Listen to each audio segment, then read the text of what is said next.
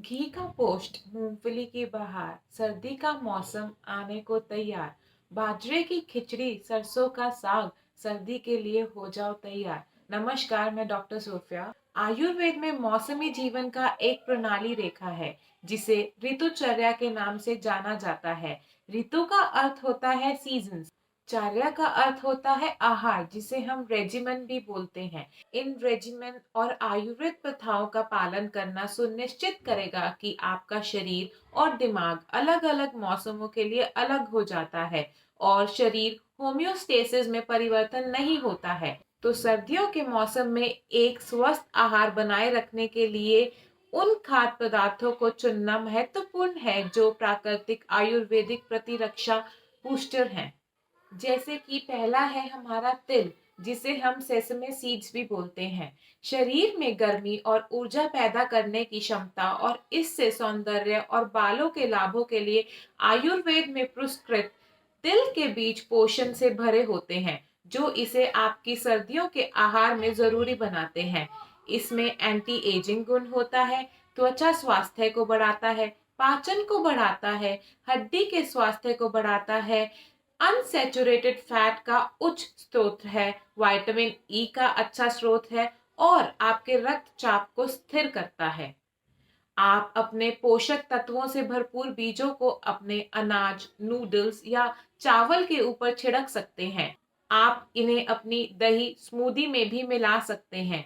यदि आप इन बीजों को रात भर भिगोते हैं तो यह बीजों से कैल्शियम और मिनरल के अवशोषण से सहायक होता है।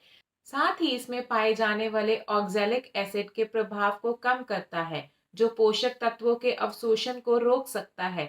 जिन लोगों का पेट कमजोर है या गुर्दे को पथरी माने किडनी स्टोन का इतिहास है, उन्हें इसका अधिक सेवन नहीं करना चाहिए। दूसरा है हमारा बाजरा। सर्दियों के लिए एक स्वादिष्ट स्वस्थ व्यंजन है जिसमें आश्चर्यजनक रूप से शरीर को गर्म करने वाले गुण होते हैं। सर्दियों में हमारे शरीर एक आरामदायक तापमान बनाए रखने के लिए ओवर टाइम काम करता है। इसका मतलब है कि इसे चलते रहने के लिए अधिक भोजन व ऊर्जा की जरूरत होती है। बाजरा जैसे तत्व वार्निंग चार्ट्स में सबसे ऊपर पाए जाते हैं क्योंकि यह स्टार्च से भरे होते हैं जो ऊर्जा में परिवर्तित होते हैं। रक्त परिसंचरण को बढ़ाता है, इसीलिए शरीर तापमान को बढ़ाता है।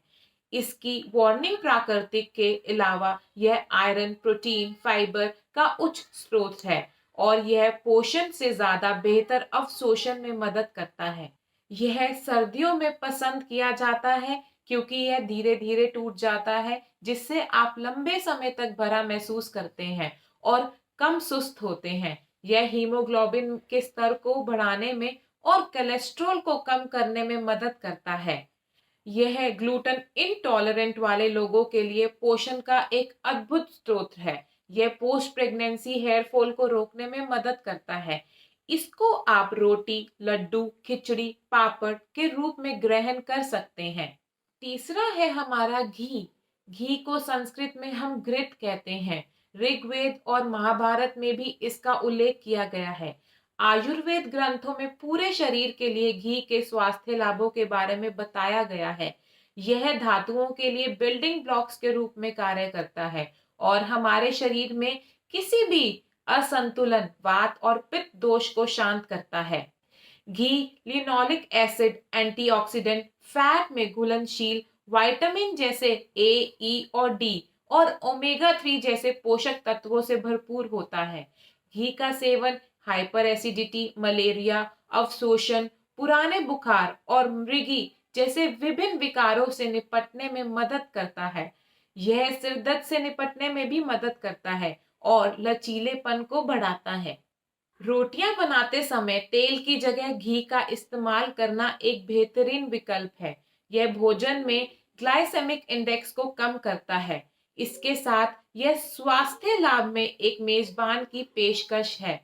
यह अच्छा समय है हमारी जड़ों में वापस जाने का और नियमित रूप से हमारे आहार में घी को शामिल करने का। सुबह भोजन से पहले 1 चम्मच घी खाने से ब्लैडर रीजन में दर्द से राहत मिलती है।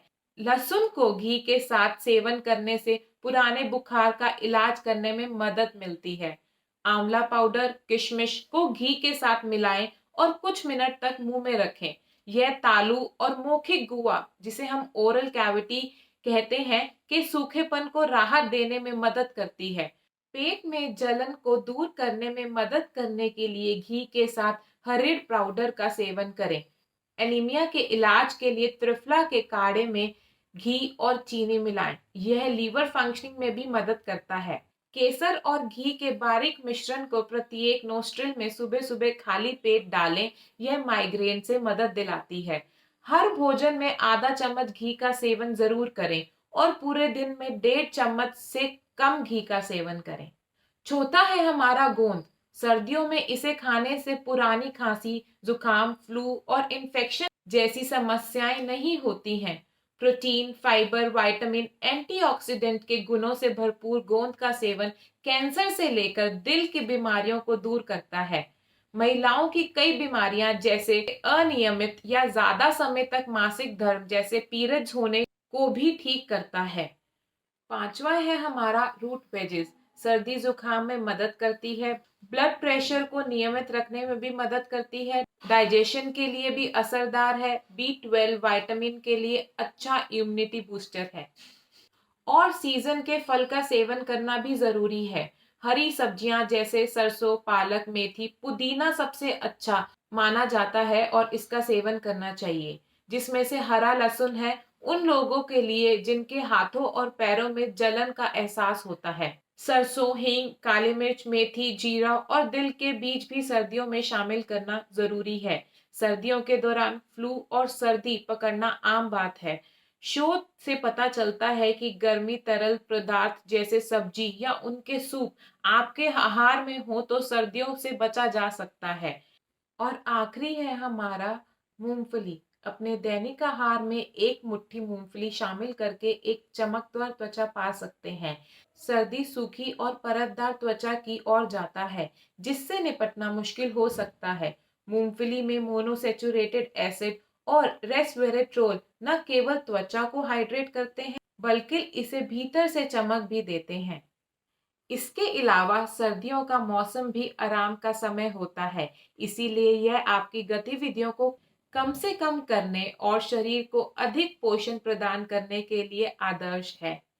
और अगर आप फिर भी सर्दी, खांसी, जुकाम से परेशान है या फीवर से परेशान है, तो आप मेरी पिछली वीडियो देख सकते हैं जिसमें मैंने आयुर्वेदिक सिरप बताया है और बनाना सिखाया है। इसका सेवन आपके घर में रहने वाले बच्चे, बुजुर्ग भी कर सकते हैं। धन्यवाद।